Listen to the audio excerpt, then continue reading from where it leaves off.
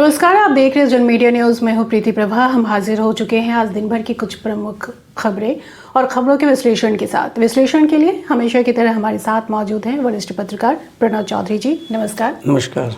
खबरों की शुरुआत हम विधानसभा चुनाव से करें तो महाराष्ट्र और झारखंड में विधानसभा चुनाव होने वाले हैं।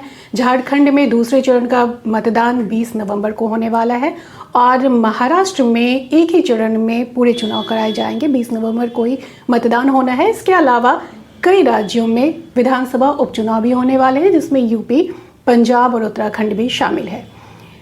हम महाराष्ट्र की बात करें तो महाराष्ट्र में टूट के बाद शिवसेना और एनसीपी पहली बार विधानसभा चुनाव में आमने सामने हैं, चुनाव लड़ रहे हैं। लेकिन राजनीतिक एक्सपर्ट की हम बात करें, उनकी बात हम माने तो यहाँ पर जो निर्दलीय उम्मीदवार हैं, जो इंडिपेंडेंट कैंडिडेट्स हैं, वो किंग मेकर की भूमिका में नज़र आ सकते हैं।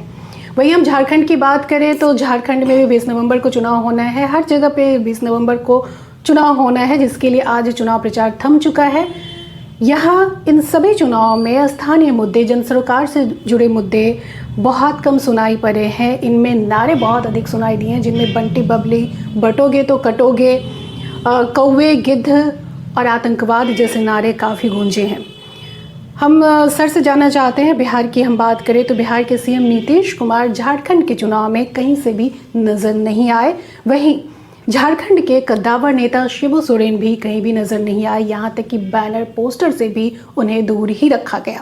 हम सबसे पहले नीतीश कुमार की बात करेंगे सर कि नीतीश कुमार आखिर चुनाव प्रचार में शामिल क्यों नहीं हुए? ऑब्वियस है, वहाँ जो गठबंधन है एनडीए का, जदयू और भाजपा का, उससे लगता है कि नीतीश कुमार की पार्टी जदयू खुश नहीं है। कि आपको याद होगा कि लोगों ने डिमांड किया था 11 सीट।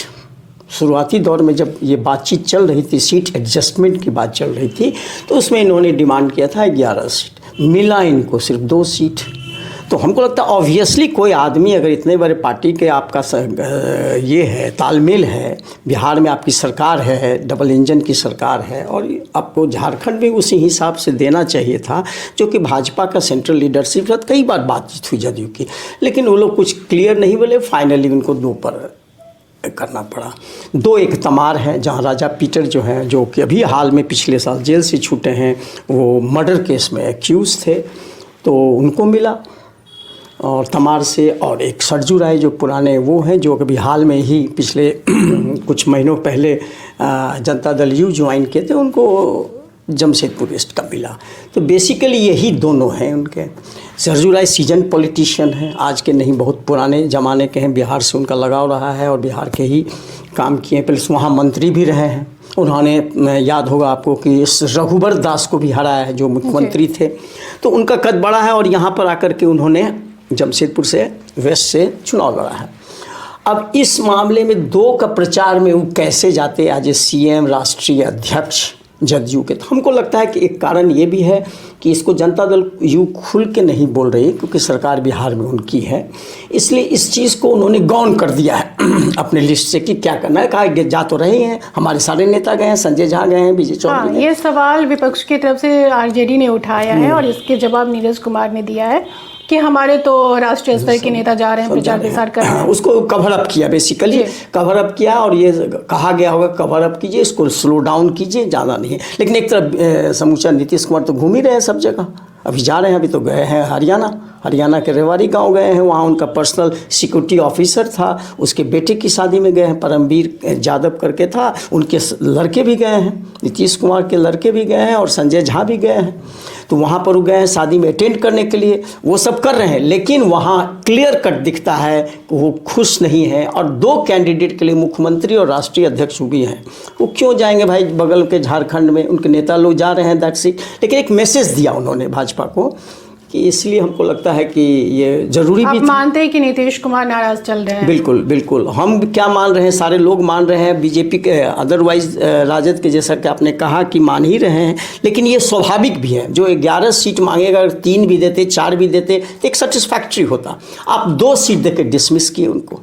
याद ही आपको होगा कैसे राजद वाले परेशान थे उनको सीट लेने के लिए, कैसे माले वाले का फ्रेंडली मैच हो रहा है बहुत जगह। कहने का मतलब है कि अडिग थे हेमंत सोरेन इधर गठबंधन में, उधर भाजपा तो एक भी नहीं सुनी उनकी। 2 टिकट पर 2 सीट दे करके इनको ये कर दिया। अगर ये बनते भी हैं, जीते भी हैं, तो इनको क्या मिलेगा? 2 सीट का आपका है, मान लो दोनों सीट जीत जाते हैं, एक बात कर रहे हैं, तो आपको कोई खास तो गेन होगा नहीं वहाँ के पॉलिटिक्स में, जो डे टू डे पॉलिटिक्स होगा अगर सरकार बन जाती है तो।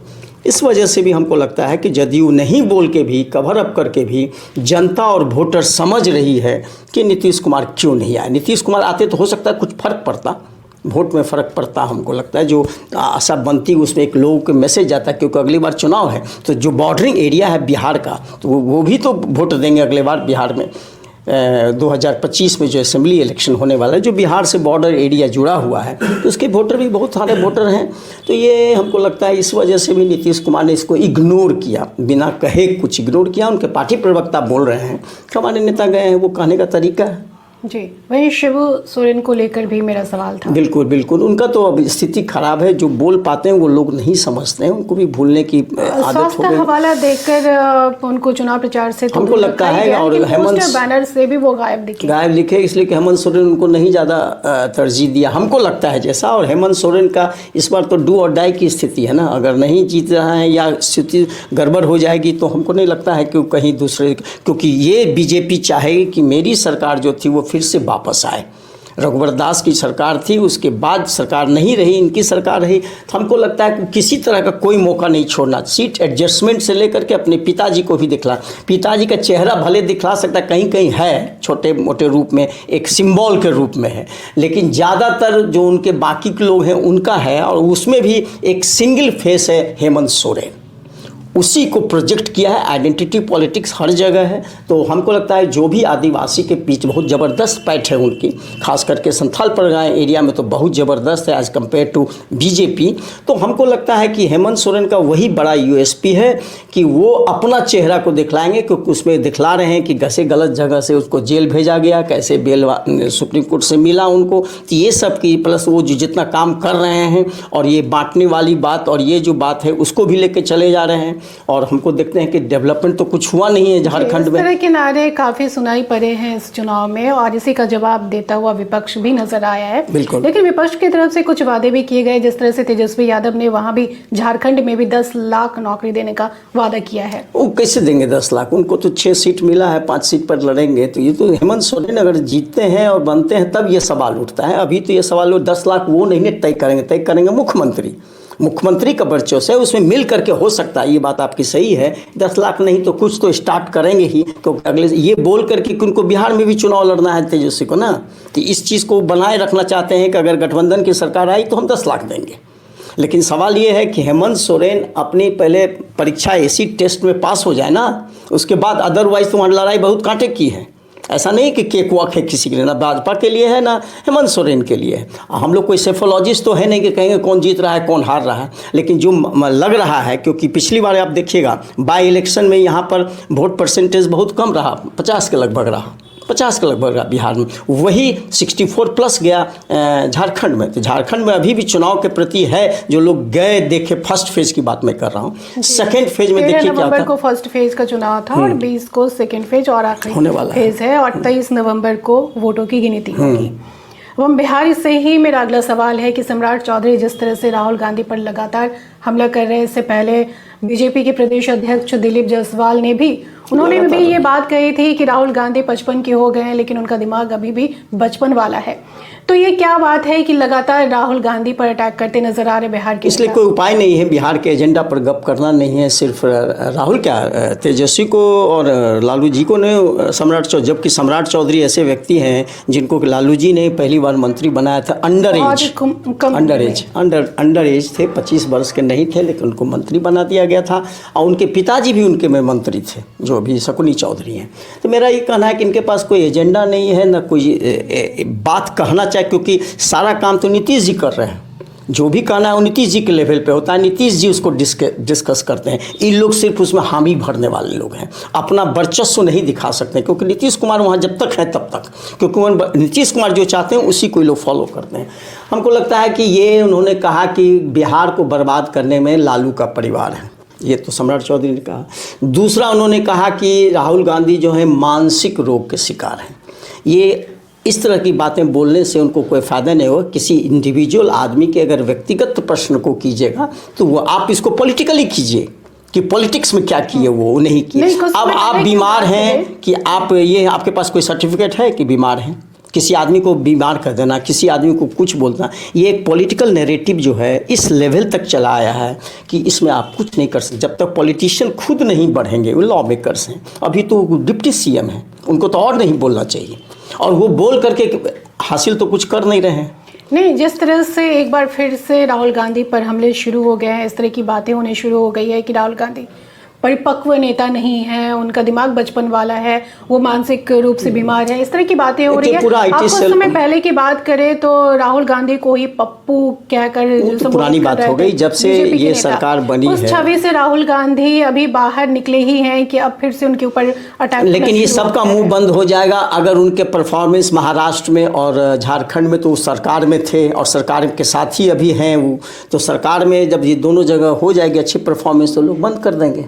ये भी बात है ना, आज इतना गाली दे रहे हैं, कल को परफॉर्मेंस उनका बेटर हो जाएगा तो लोग अपना रिव्यू करें। क्या है इससे तो फ़ायदा उनको कुछ होने जाने को नहीं है। वो तो क्या, वो तो अमित शाह भी बोलते हैं, वो तो ये बोलते हैं, लेकिन अगर आप देखते आज प्रियंका गांधी का रोड शो जो समूचा निकाली उसमें तो बीजेपी वाले झंडा लेकर खड़ा थे, तो उन्होंने धन्यवाद दिया प्रियंका गांधी ने कि बीजेपी वाले आपको मेरा धन्यवाद है, आप हम लोग के रैली में आए और हम लोग के रोड शो में अटेंड किए हैं, और उसके बाद बताई अपने पार्टी का जिंदाबाद जिंदाबाद की और हाथ हिला कर सबका अभिवादन किया। ये भी एक पक्ष है। अब वो जिस रूप में हो, चाहे वो मुर्दाबाद में हो चाहे जैसे, लेकिन वो देखा गया वीडियो में, वो वायरल वीडियो था कि उसमें झंडा दिखला रहा है इसका कमल का। ये भी एक सच्चाई है। तो सवाल है, एक तरफ आप गाली दे रहे हो, दूसरी तरफ आपके पास कोई एजेंडा है नहीं। उसी चुनाव में पीएम मोदी ने ये बात कही कि आतंकवाद के जो आका हैं वो डरे हुए हैं। अब ये तो इस सवाल का कोई जवाब, किसी ने आतंकवाद बहुत, किसी ने कभी ये कहा कि महाराष्ट्र में इतने किसानों का सुसाइड हो रहा है, इस पर किसी ने कोई चर्चा की, कोई हामी भरी?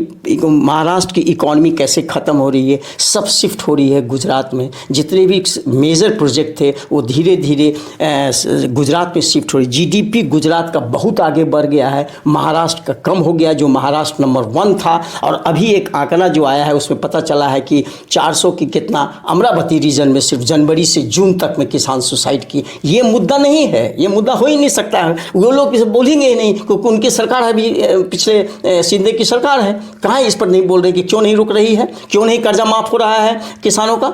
ये सवाल आप नहीं कीजिएगा तो आप मानसिक रूप से बीमार हैं, हमको उम्र 50 का है, दिल बचपन का। वो तो कहते ही हैं बच्चे, कौन दिल कहते थे वो प्रधानमंत्री जी जो कहा राहुल गांधी को, जब बालक मन पार्लियामेंट में आप जब भी देखिए पिछले उस सेशन में, तो उन्होंने कहा कि बालक मन का ये है, ये बालक मन है इनका, ये मजाक उड़ाना हुआ। ये किसी तरह का पर्सनल अटैक करके आप चीज़ों को नहीं कर सकते। आपकी सरकार है, आपको जवाब देना होगा। हम आपसे सवाल पूछेंगे, अपोजिशन सवाल पूछेंगे नहीं। हम राहुल गांधी से कैसे सवाल पूछेंगे?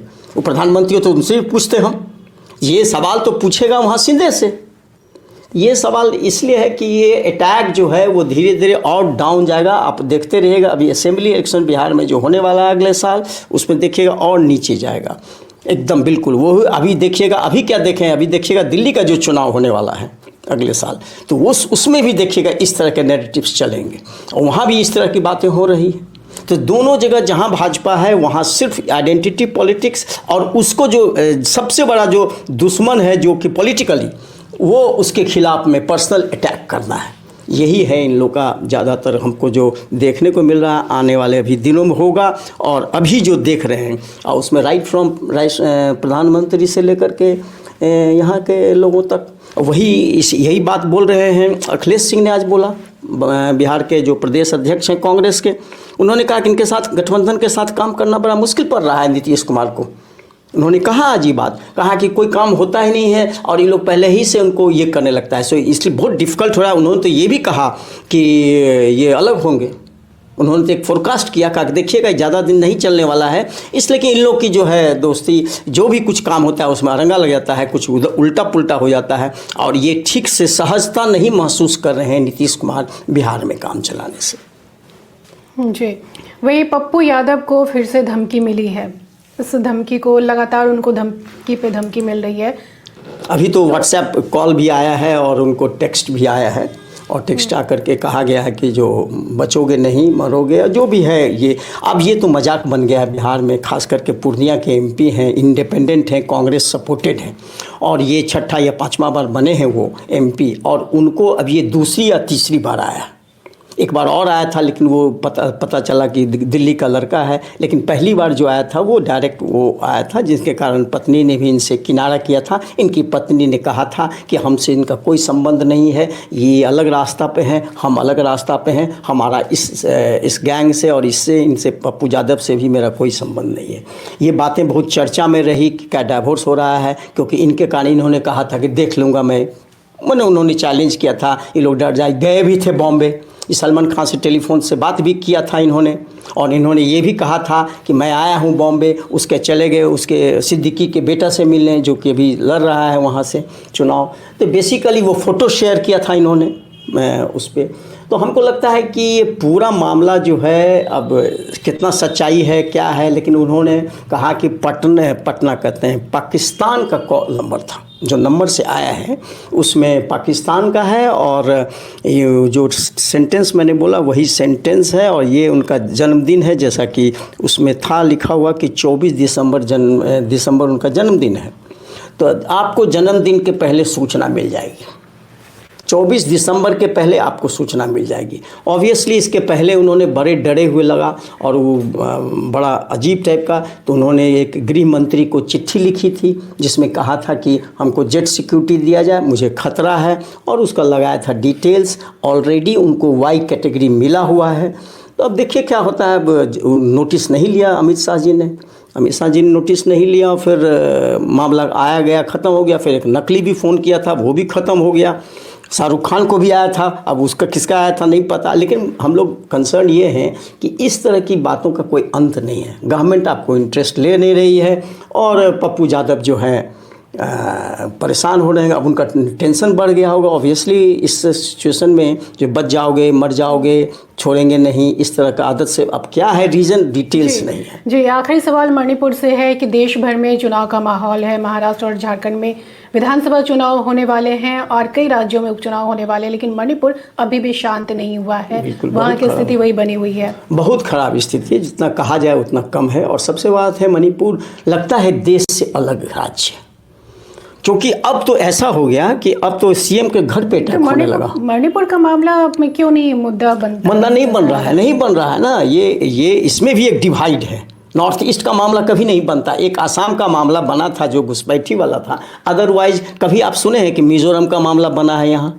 कभी सुने हैं कि नागालैंड का मामला बन रहा है। ये मणिपुर तो हो गए 1 साल से ऊपर, 1 साल क्या 1.5 साल से ऊपर हो रहा है, लेकिन हमारे प्रधानमंत्री आज तक नहीं गए। अभी तंजानिया गए हैं, कहाँ गए हैं अभी तंजानिया की, कहाँ गए हैं जहाँ उनको सबसे बड़ा पुरस्कार मिला है, सम्मान मिला है, दूसरा सबसे बड़ा सम्मान उनको मिला है अभी वहीं पे नाइजीरिया में, तो वहाँ गए हैं। लेकिन बगल में मणिपुर नहीं जा रहे। मणिपुर में उनकी सरकार है, अल्पमत की सरकार है, लेकिन उनकी सरकार है, नहीं गए हैं। इस बीच में जैसा कहा गया कि गृह मंत्री जो है महाराष्ट्र का इलेक्शन का छोड़ करके दिल्ली में हाई लेवल मीटिंग किए हैं, सबको बुला करके मीटिंग किए हैं, स्ट्रेटेजी बनाया है, CRPF भेजा गया है, जो भी होता है टेक्निकल डिटेल्स जो हम और आप भी रहेंगे तो कहेंगे कि क्लियर करेंगे। लेकिन इधर लोगों का आक्रोश बढ़ गया। अब ये स्थिति है कि वो भी रिपोर्ट कितना सही आ रही है कहना बड़ा मुश्किल है, लेकिन जो वहाँ के लोगों का कहना है कि बहुत भयावह स्थिति है और वहाँ के परिवार के लोगों को रहना मुश्किल हो गया है, क्योंकि अटैक हो रहा है बहुत ज़्यादा। अब ऐसे नहीं अटैक हो रहा है रोड पर, अब हो रहा है मंत्री के यहाँ, MLA के यहाँ, और अभी पता लगा हमको कि मुख्यमंत्री के घर के आवास में भी हो रहा है। और ये डिमांड है कि बीरेंद्र सिंह को हटाया जाए। जो ये हैं इनका मेजर एक ही डिमांड है कि चीफ मिनिस्टर को हटाया जाए। इस पर ये लोग कुछ नहीं बोल रहे हैं, प्रधानमंत्री हैं ही नहीं, गृह मंत्री मीटिंग कर रहे हैं, उनका ऑफिशियल बयान नहीं आया है अभी तक। इस तरह की स्थिति लगता नहीं है कि मणिपुर जो है हमारे देश का एक हिस्सा है और हम लोग उस देश के वासी हैं, इसलिए एक नॉर्थ साउथ डिवाइड जैसे है वैसे एक नॉर्थ और ईस्ट डिवाइड हो गया था। ईस्टर्न जो रीजन, एक्सट्रीम ईस्टर्न जो नॉर्थ ईस्टर्न कहते हैं, उसके लोग लगता ही नहीं है कि यहाँ से कोई कनेक्ट। जी बिल्कुल, केंद्र सरकार को लगता है कि वहाँ से कोई मतलब नहीं है, वहाँ से कोई फायदे भी नहीं हो, ज़्यादा सीट भी नहीं है वहाँ। जी, और वहाँ के जो CM है स्थिति को संभाल नहीं पा रहे हैं। तो आज की बातचीत को हम यही समाप्त करते हैं, कल हम फिर मिलेंगे। नई नई खबरें और खबरों के विश्लेषण के साथ बने रहिए हमारे साथ और देखते रहिए जन मीडिया न्यूज़। अगर आप ये वीडियो यूट्यूब पर देख रहे हैं तो हमारे चैनल को सब्सक्राइब कर लीजिए। अगर आप ये वीडियो फेसबुक पेज पर देख रहे हैं तो हमारे पेज को लाइक कीजिए, फॉलो कीजिए। जन मीडिया एक्स और इंस्टाग्राम पर भी मौजूद है, वहाँ भी फॉलो कर सकते हैं। शुक्रिया।